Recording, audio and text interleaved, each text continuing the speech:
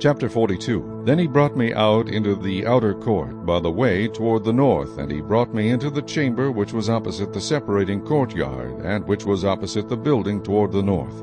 Facing the length, which was 100 cubits, the width was 50 cubits, was the north door. Opposite the inner court of 20 cubits, and opposite the pavement of the outer court, was gallery against gallery in 3 stories.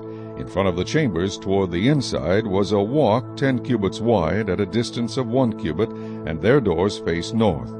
Now the upper chambers were shorter, because the galleries took away space from them more than the lower and middle stories of the building, for they were in 3 stories and did not have pillars like the pillars of the courts. Therefore the upper level was shortened more than the lower and middle levels from the ground up. And a wall which was outside ran parallel to the chambers at the front of the chambers toward the outer court. Its length was 50 cubits.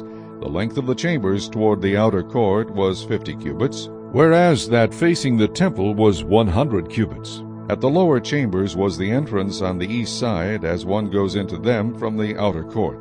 Also there were chambers in the thickness of the wall of the court toward the east, opposite the separating courtyard and opposite the building. There was a walk in front of them also, and their appearance was like the chambers which were toward the north. They were as long and as wide as the others, and all their exits and entrances were according to plan. And corresponding to the doors of the chambers that were facing south, as one enters them, there was a door in front of the walk, the way directly in front of the wall toward the east. Then he said to me, The north chambers and the south chambers, which are opposite the separating courtyard, are the holy chambers, where the priests who approach the Lord shall eat the most holy offerings.